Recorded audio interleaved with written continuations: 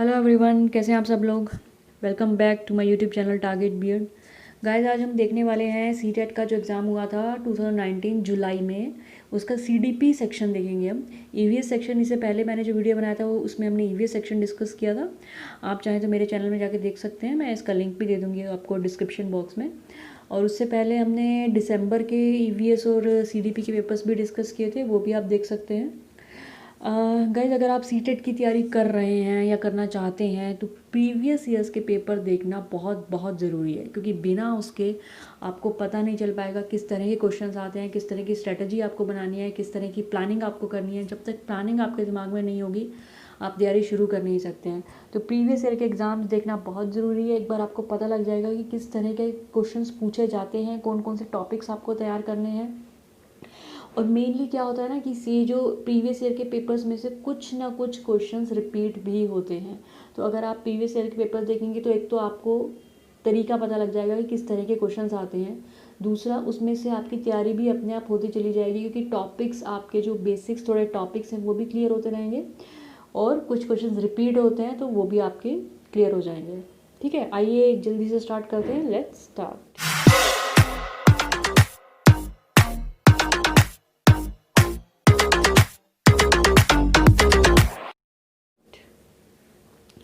सबसे पहला क्वेश्चन देख लेते हैं। अकॉर्डिंग टू जीन पियाजे, children actively construct knowledge as they manipulate and explore the world, learn by observing others, following a process of observational learning, can be conditioned to behave in particular ways by carefully controlled stimulus, can be taught to behave and learn in specific manner using principles of rewards and punishment. अच्छा, Jean पियाजे के according बच्चे क्या करते हैं, बच्चे खुद से नॉलेज को कंस्ट्रक्ट करते हैं, मैनिपुलेट करते हैं, एक्सप्लोर। पियाजे ने क्या कहा था कि बच्चे क्या हैं, बच्चे नन्हे वैज्ञानिक हैं, लिटिल साइंटिस्ट कहा था जीन पियाजे ने। तो बच्चे खुद से एक्सप्लोर करके, अपने आसपास की चीज़ों को एक्सप्लोर करके जो नॉलेज एक्वायर करते हैं, वही जीन पियाजे ने कहा था। तो फर्स्ट इसका राइट आंसर है। ठीक है, नेक्स्ट देख लेते हैं। There are individual variations in the rate of motor development, yet the sequence of motor development is from dash to dash। इसका सही आंसर है third, gross motor development to fine motor development. पहले बच्चों के अंदर एक जो जो क्या बोलते हैं, ब्रॉड डेवलपमेंट जो होता है, ब्रॉड डेवलपमेंट आता है, उसके बाद धीरे धीरे फाइन मोटर स्किल्स आते हैं। जैसे बच्चा बहुत छोटा होता है, उसको हम अगर कैच करने के लिए कोई चीज़ देंगे तो वो हवा में अपना हाथ इस तरह से लेकर आएगा कि वो कैच करना चाह रहा है, लेकिन एग्जैक्टली वो कैच नहीं कर पाएगा।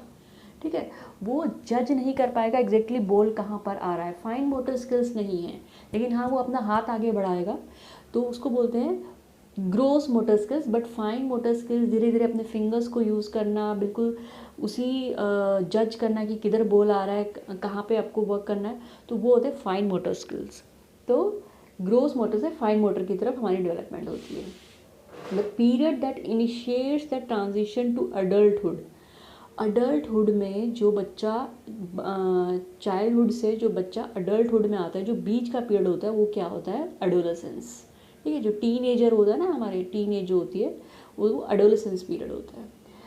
उसके बाद देख लेते हैं। A child argues that Heinz shouldn't steal the drug because he will be caught and sent to jail if he does so. According to Kohlberg, which stage of moral understanding does the child fall under? एक बच्चा कह रहा है कि उसको argues that हाइंस shouldn't, हाइंस को drug नहीं चुरानी चाहिए थी। क्यों नहीं चुरानी चाहिए थी? बिकॉज ही विल बी, वो पकड़ा जाएगा और जेल भेज दिया जाएगा। तो बच्चे के दिमाग में कौन सा मोरल अंडरस्टैंडिंग है according to Kohlberg?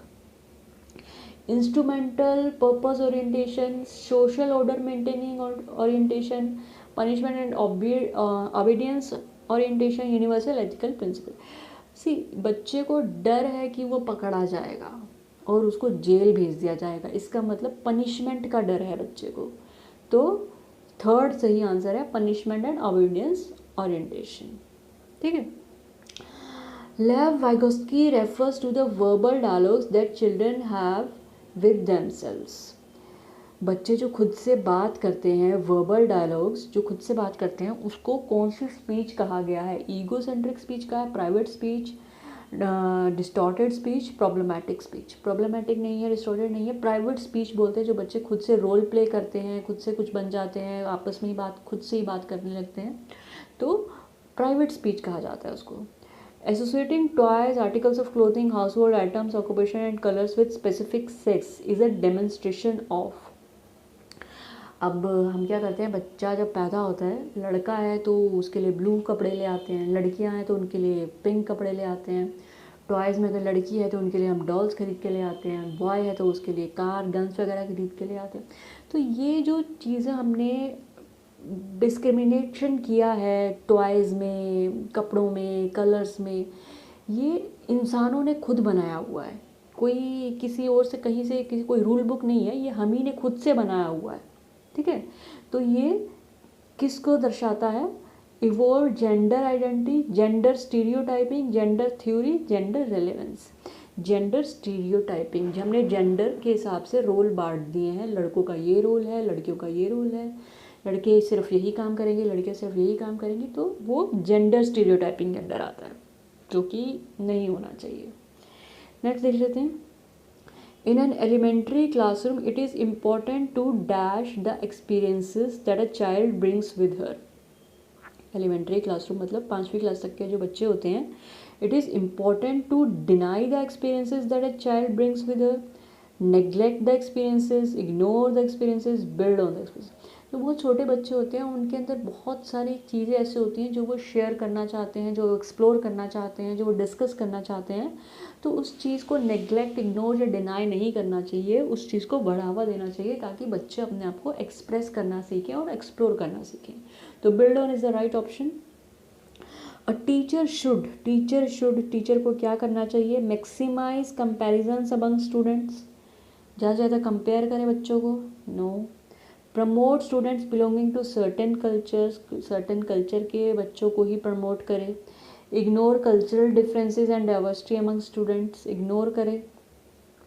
Communicate that she respects and values all cultures in the classroom.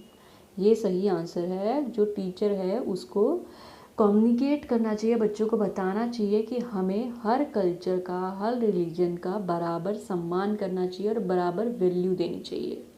ठीक है।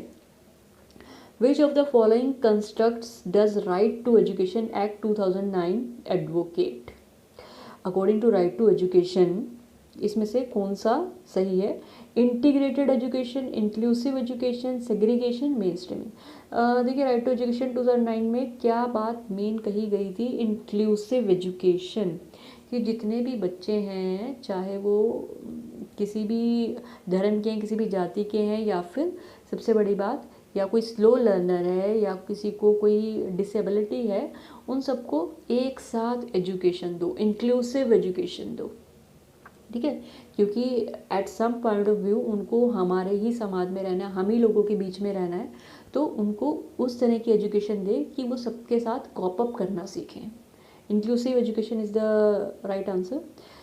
नेक्स्ट है, dash is the philosophy that all children have a right to get equal education in a regular school system. वही बात है, inclusion होना चाहिए, सभी बच्चों को ये अधिकार है कि वो रेगुलर स्कूल में पढ़ सके।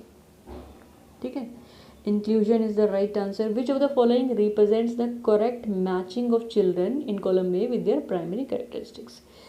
ये सब मैंने करवाए भी हुए हैं, लर्निंग डिसेबिलिटीज़, गिफ्टेड चिल्ड्रन, तो ये सब आप मेरे चैनल में जाके देखेंगे तो आपको डिटेल में वीडियोस मिल जाएंगे इनके ऊपर। गिफ्टेड चिल्ड्रन क्या होते हैं? गिफ्टेड चिल्ड्रन इसमें से क्या होगा? Lacks reading fluency, can think of original solutions, tendency to get distracted easily, ability to learn quickly and independency. C देखिए, ये जो कुछ चीज़ें होती हैं ना, बहुत ही मतलब बहुत ही ईजी आंसर्स होते हैं उनके। अगर आपने नहीं भी पढ़ा, आप अपना दिमाग लगा के उसको आंसर देख सकते हैं। गिफ्टेड का मतलब क्या है? उपहार। जो बच्चों को गिफ्टेड चिल्ड्रन है, गिफ्टेड उपहार से उन्हें मिला हुआ है कि एबिलिटी टू लर्न क्विकली, बहुत जल्दी सीखते हैं, अपने आप सीख लेते हैं। कुछ होते हैं ना गिफ्टेड चिल्ड्रन होते हैं, एक बार बताया उनको समझ में आ गया, दोबारा बताने की ज़रूरत नहीं है, तो कुछ गिफ्टेड चिल्ड्रंस होते हैं। लर्निंग डिसेबल्ड, इसमें से क्या सही होगा? Lacks reading fluency, can think of original solutions, तो नहीं हो सकता. Tendency to get distracted easily, नहीं. Learning disability lacks reading fluency होगा. Creative can think of original solutions. Attention deficient मतलब tendency to get distracted easily. ठीक है, तो सेकंड इसका सही ऑप्शन है. नेक्स्ट देख लेते हैं. चिल्ड्रन लर्न इफेक्टिवली, बच्चे कब जल्दी सीखते हैं? When they teacher fully controls everything, नहीं. They memorise facts given in the textbook, they copy answers written. देखिए बहुत ही ईजी ऑप्शंस दिए हुए हैं कि कोई भी टीचर कंट्रोल करना नहीं चाहेगा कि मतलब वो डोमिनेट करे, कंट्रोल करे. कंट्रोलर नहीं है टीचर. दे मेमोराइज फैक्ट्स, बच्चे रट्टा लगा लें इस चीज़ को, कभी आप नेगेटिव में ही रहता है ये चीज़ हमेशा. दे कॉपी आंसर्स, कॉपी करने के लिए टीचर कभी नहीं बोलेगा. एक्टिवली पार्टिसिपेट बहुत ही सही और पॉजिटिव चीज़ है. तो एक्टिव पार्टिसिपेंट जिसका फोर्थ ऑप्शन सही आंसर है. Children should dash questions in the class, children should be encourage to ask questions in the. बहुत ही ईजी क्वेश्चंस हैं. डिस्करेज तो नहीं करेंगे, शुड नॉट बी अलाउड भी नहीं होगा, should be stop from asking भी नहीं होगा. Should be encourage to ask questions. Which of the following is not a key process through which meaningful learning occurs. देखिए कभी कभी जल्दी में क्या होता है, हम की प्रोसेस पढ़ लेते हैं और नॉट पढ़ते नहीं हैं, तो वो चीज़ गलत हो जाएगी. क्वेश्चन को इत्मीनान से एक 10-15 सेकंड आराम से फोकस करके उसको पढ़िए. विच of the following is not a key process. ठीक है, इसमें से कौन सा की प्रोसेस नहीं है? Memorisation and recall, repetition and practice, instruction and direction, exploration and interaction. कभी भी वही बात है, मेमोराइजेशन रट्टा लगाने को हम कभी भी सही नहीं मानते हैं.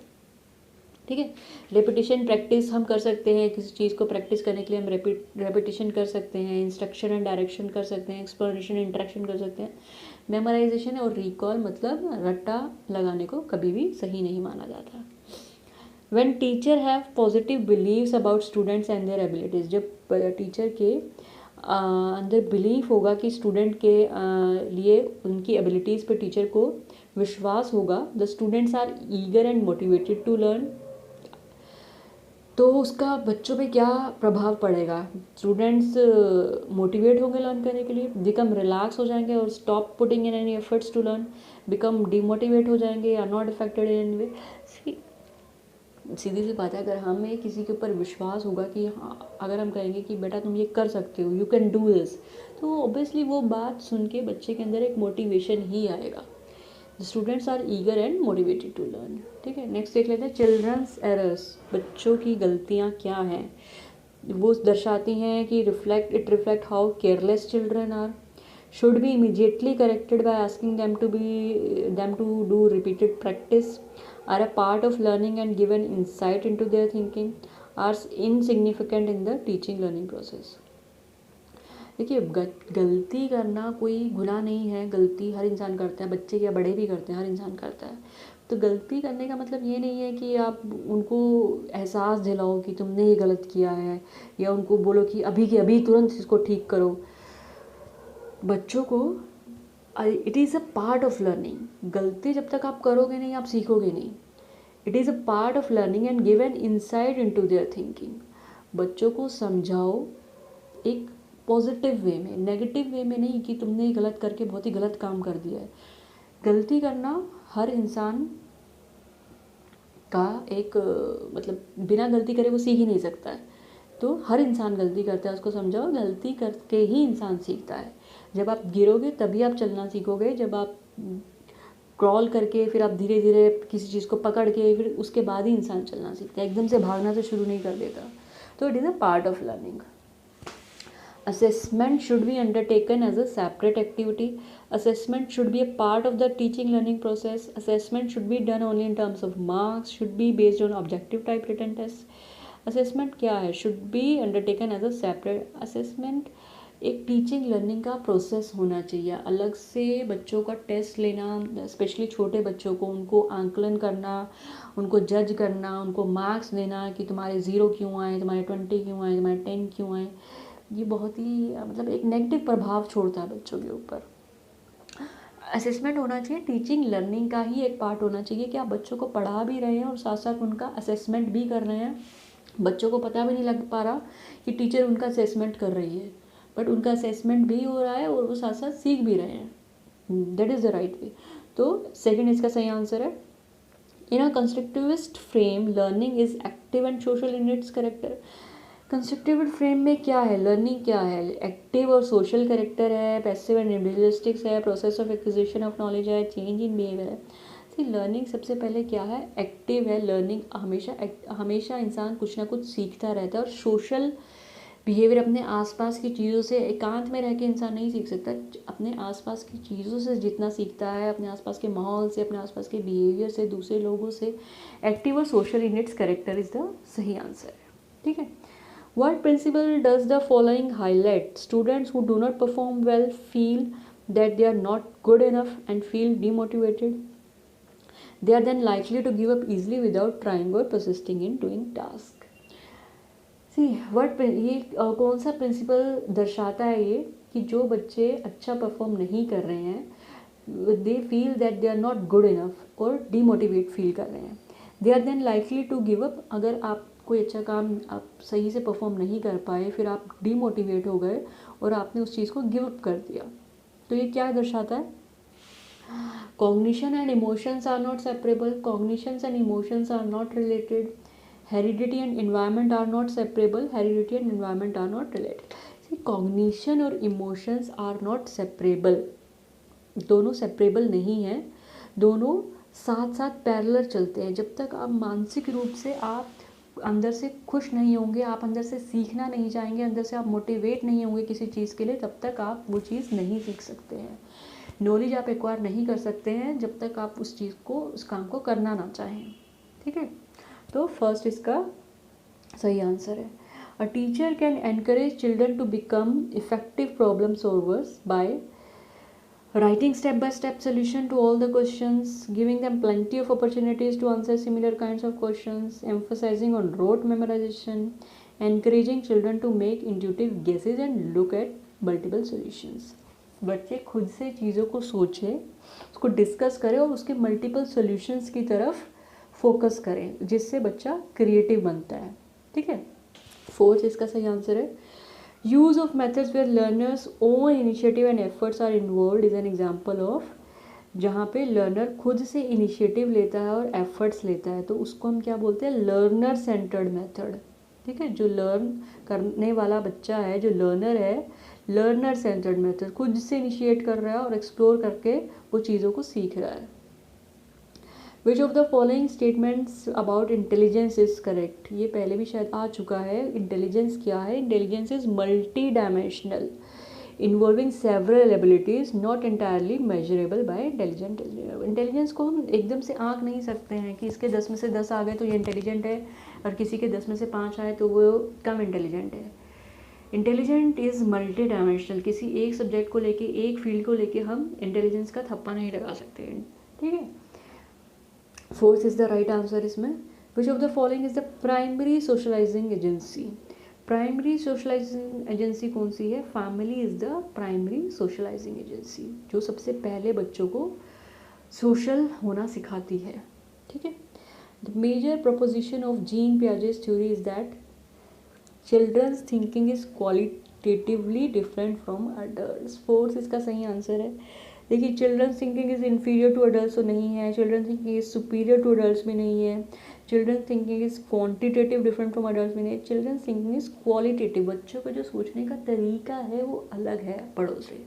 किसी एक प्रॉब्लम को लेकर अगर आप किसी बड़े से पूछेंगे या किसी छोटे से पूछेंगे तो दोनों के जवाब में बहुत फ़र्क होगा, क्योंकि दोनों का देखने का नज़रिया और सोचने का नज़रिया अलग है।